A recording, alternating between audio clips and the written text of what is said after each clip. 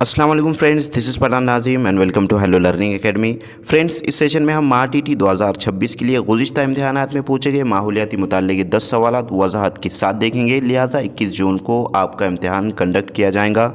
इसी को मद्देनज़र रखते हुए हेलो लर्निंग एकेडमी पर न्यू बैच स्टार्ट की गई हैं, जिसमें आपको डेली लाइव लेक्चर्स मिलेंगे। और अगर से आपका लाइव लेक्चर मिस हो जाता है तो रिकॉर्डेड फॉर्मेट में अवेलेबल रहेगा। उसी के साथ तमाम मज़ामीन के PDF नोट्स आपको दिए जाएंगे। 5000 plus MCQs and PYQs practice के लिए आपको दिए जाएंगे। तो फ्रेंड्स, एक पेपर के लिए फ़ीस 999 हमने रखा है, और अगर आप दोनों पेपर ज्वाइन करते हो तो 1299 इसकी फ़ीस है। अगर आप इंटरेस्टेड हो तो अभी जाकर प्ले स्टोर से हेलो लर्निंग एकेडमी एप्लीकेशन को डाउनलोड कीजिए और वहाँ से आप कोर्स ज्वाइन कर सकते हो। अदरवाइज़ अगर से आपको कोई इंक्वायरी करनी हो तो नीचे दिए गए नंबर पर व्हाट्सएप या कॉन्टैक्ट कर सकते हो। तो फ्रेंड्स, वक्त को ज़ाया ना करते हो, चलते हम क्वेश्चन की तरफ। क्वेश्चन है, दिल्ली हो गई खस्ता हाल, दिल्ली के बादशाह का हुआ बुरा हाल, रानी गज़ब की चली वो चाल। हस्बे बाला मिसरों में किस शख्सियत का जिक्र उनके हम असर मराठी शायर देवसुत ने कहा है? यानी कि एक मराठी शायर है जिसने जो है तो इस तरीके से शेर कहा है, लिहाजा वो किसके अकॉर्डिंग कहा है, यानी कि कौन सी जो है तो रानी के अकॉर्डिंग जो है तो कहा है। उस वक्त बादशाह, राजा और महाराजाओं का जो दौर हुआ करता था, तो उसके अकॉर्डिंग जो है तो क्वेश्चन पूछा गया है। नंबर 1 है, झांसी की रानी लक्ष्मीबाई से मुतालिक जो है तो ऊपर का मिसरों में यानी कि शेर कहा गया है। नंबर 2 है अहिल्या बाई होलकर। नंबर 3 है चांद बीबी। और नंबर 4 है महाराणा ताराबाई। तो फ्रेंड्स, इस क्वेश्चन का राइट आंसर है ऑप्शन नंबर 4, महारानी ताराबाई।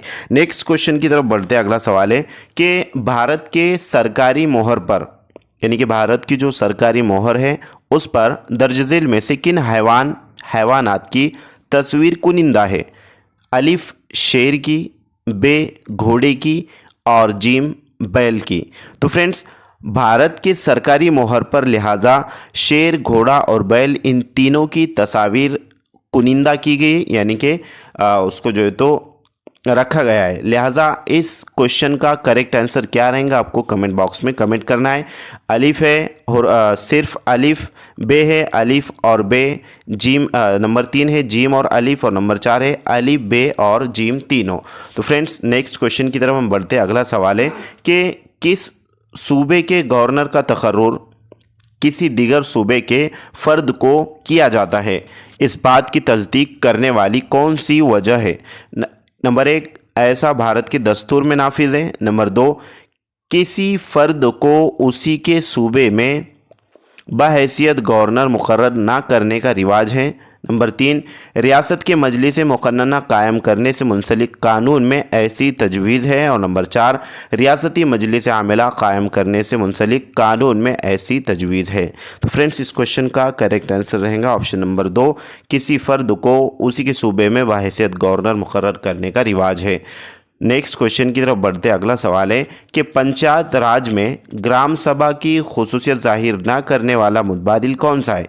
यानी कि ऐसा कौन सा जो है तो ऑप्शन है, ये निगेटिव टाइप का क्वेश्चन पूछा गया है कि जाहिर ना करने वाला मुतबादिल यानी कि बतलाना है। तो यहाँ पर 3 मुतबादिलात मीन्स 3 ऑप्शन जो है तो ग्राम सभा की खुसूसियत से मुताल्लिक रहेंगे, और एक ऑप्शन ग्राम सभा की खुसूसियत से जो है तो ताल्लुक़ नहीं रखेगा, मीन्स वो जो तो गैर मुताल्लिक रहेगा, और वही आपका करेक्ट आंसर रहेगा। तो आपको क्वेश्चन अच्छे से रीड करना है, क्योंकि क्वेश्चन में ही आंसर छुपा हुआ होता है, और क्वेश्चन जिसको अच्छे से समझ में आता है वो बआसानी आंसर तक पहुंच सकता है। नंबर 1 है, गांव के तमाम छोटे बड़े लोगों की सभा को ग्राम सभा कहते हैं।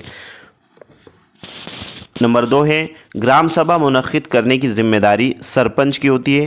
तो फ्रेंड्स, ये बिल्कुल दुरुस्त है। नंबर 3 है, ग्राम सभा पंचायत की तरक्की के मंसूबों को ग्राम सभा मंजूरी देती है, ये भी दुरुस्त है। और नंबर 4, ग्राम पंचायत से ताल्लुक़ रखने वाले बुनियादी क़वानीन में ग्राम सभा की बुनियाद से मुंसलिक तजवीज़ है। तो फ्रेंड्स, इस क्वेश्चन का राइट आंसर रहेगा ऑप्शन नंबर 1 कि गांव के तमाम छोटे बड़े लोगों की सभा को ग्राम सभा कहते हैं। नेक्स्ट क्वेश्चन की तरफ बढ़ते। अगला सवाल है कि हमारी रियासत में कौन सी नदी मशरिक़ से मगरिब की जानिब बहती है? तो फ्रेंड्स, ये मैपिंग पर मबनी क्वेश्चन पूछा गया है।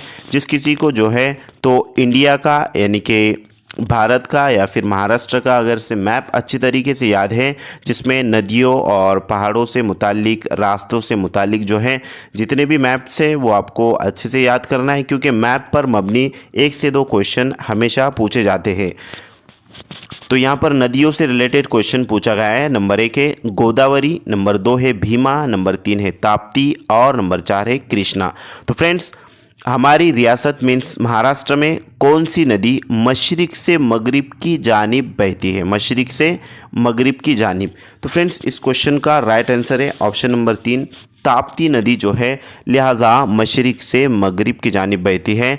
और गोदावरी, भीमा और कृष्णा ये जो नदियां हैं ये मगरिब से मशरिक़ की सिमत बहती है। जैसे कि गोदावरी जो नदी है वो नासिक से बहते हुए जो है तो यानी कि आंध्र प्रदेश में जाकर के मिलती है। भीमा नदी पूना से जो है तो निकलती है, पूना के करीब वहाँ से जो है तो होकर गुज़रती है। और उसी तरीके से कृष्णा नदी भी जो है तो गुज़रती है। लिहाजा इस क्वेश्चन का राइट आंसर है ऑप्शन नंबर 3 ताप्ती नदी, ये मशरिक़ से मगरिब की जानिब बहती है। नेक्स्ट क्वेश्चन है कि महाराष्ट्र में सबसे कम आबादी वाला ज़िला 2011 मरदमशुमारी डैश डैश है।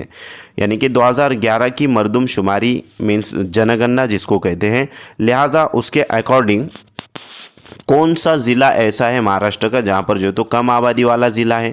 नंबर 1 है सिंधुदुर्ग, नंबर 2 है गोंदिया, नंबर 3 है रत्नागिरी और नंबर 4 है चंद्रपुर।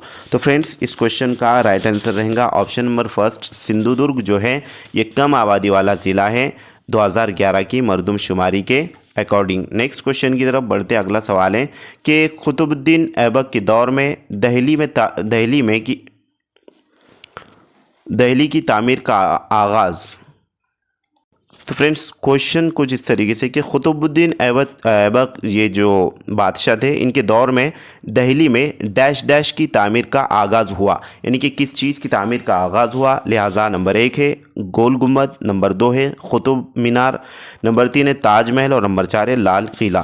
तो फ्रेंड्स, इस क्वेश्चन का राइट आंसर रहेगा ऑप्शन नंबर 2 कुतुब मीनार का। कुतुबुद्दीन ऐबक के दौर में दहली में जो है तो कुतुब मीनार की तामीर का आगाज़ हुआ। नेक्स्ट क्वेश्चन है गुरु नानक ने जो नसीहतें की उसे क्या कहते हैं? यानी कि गुरु नानक जो थे उन्होंने कुछ नसीहतें की थी, लिहाजा उसको क्या कहेंगे? नंबर 1 है आदि ग्रंथ, नंबर 2 है वेद ग्रंथ, नंबर 3 है अर्थशास्त्र, नंबर 4 है अष्ट अध्याय। तो फ्रेंड्स, गुरु नानक ने जो नसीहतें की है उसे आदि ग्रंथ कहते हैं। Option number first right answer रहेगा। नेक्स्ट क्वेश्चन की तरफ चलते हैं। अगला सवाल है कि भूषण कंप्यूटर इंजीनियर है, मनीषा मुअल्लिमा है, मिलिंद घरेलू सनतकार है और मनाली ये मुर्गबानी की सनतकार है। मीन्स मुख्तलिफ जो है तो यहाँ पर पेशों से रिलेटेड ये क्वेश्चन पूछा गया है और पेशों पर मबनी जो इंफॉर्मेशन है जमात 5वीं के बुक में जो है तो इस रिलेटेड क्वेश्चन यानी कि इन्फॉर्मेशन दी गई 5वीं 6ठी के जो किताबें हैं। लिहाजा इस मालूमात की रोशनी में दर्ज झेल में से रबई दर्जा पेशावर, चौथे दर्जे का पेशावर कौन है? रबई से मुराद जो है तो चौथा होता है, ये अरबी ज़बान का लफ्ज़ है। जैसे कि वाहिद को एक कैसे कहते हैं और असनान मीन्स 2, सलासा यानी कि 3 और अरबा मीन्स 4 और खमसा 5 को कहते हैं। तो इस तरीके से फ्रेंड्स ये अरबी ज़बान का लफ्ज़ है। तो इसके अकॉर्डिंग यानी ये जो इंस्ट्रक्शन दी गई कि भूषण कंप्यूटर इंजीनियर है, मनीषा मुअल्लिमा है, मिलिंद घरेलू सनतकार है और मनाली मुर्गबानी की सनतकार है। तो इस मालूमात की रोशनी में दर्ज झेल में से रबई दर्जा पेशावर, चौथे दर्जे का पेशावर कौन है? नंबर 1 है मनीषा, नंबर 2 है मनाली, नंबर 3 है मिलिंद और नंबर 4 है भूषण। तो फ्रेंड्स, इस क्वेश्चन का राइट आंसर रहेगा ऑप्शन नंबर 1 मनीषा। ये जो है तो चौथे दर्जे के पेशे में इसका शुमार होता है। नेक्स्ट क्वेश्चन की तरफ बढ़ते, अगला सवाल है कि कौमी बागात सूबे महाराष्ट्र के किन ज़िलई ग्रोह में मौजूद है? यानी कि कौमी बागात जो है तो कौन कौन से डिस्ट्रिक्ट में है, इस तरीके से क्वेश्चन पूछा गया है। अब ये जो बागात से रिलेटेड इन्फॉर्मेशन है फ्रेंड्स, ये 5वीं जमात की बुक में जो ईवीएस की बुक है, यानी कि जिसको माहौलियाती मुताले की बुक फर्स्ट पार्ट है, उसके अंदर आपको इसके बारे में इन्फॉर्मेशन मिलेंगी। लिहाजा निशानदेही करना है। नंबर 1 है नागपुर, थाना, रायगढ़। नंबर 2 है गोंदिया, गढ़चिरौली, रायगढ़। नंबर 3 है चंद्रपुर, नागपुर और गोंदिया। और नंबर 4 है गढ़चिरौली, थाना और नागपुर। तो फ्रेंड्स, महाराष्ट्र के जो है तो सूबे यानी कि कौमी बागात जो है, लिहाजा वो चंद्रपुर, नागपुर और गोंदिया में है। चंद्रपुर, नागपुर और गोंदिया, यानी कि ऑप्शन नंबर 3 आपका राइट आंसर रहेगा, क्योंकि उधर जंगलात यानी कि ज़्यादा है। नागपुर साइड, चंद्रपुर और गोंदिया, ये यानी कि हमारी जो रियासत है महाराष्ट्र, इसके मशरिक में जो है तो ये डिस्ट्रिक्ट पाए जाते हैं। मीन्स आंध्र प्रदेश और छत्तीसगढ़ के जो बॉर्डर हैं, मध्य प्रदेश की जो बॉर्डर है, इन तीनों बॉर्डर्स पर जो है तो ये डिस्ट्रिक्ट पाए जाते हैं। लिहाजा यहाँ पर कौमी बागात का ग्रो जो है तो ये रहेगा। और मैं उम्मीद करता हूँ कि आपको तमाम तर क्वेश्चन अच्छे से समझ में आए होंगे। अगर किसी का कोई डाउट है, किसी को कोई क्वेश्चन करना है, तो कमेंट बॉक्स में ज़रूर कमेंट कीजिए। मिलते हैं हम नेक्स्ट टाइम नेक्स्ट वीडियो में। आज के लिए इतना काफ़ी है।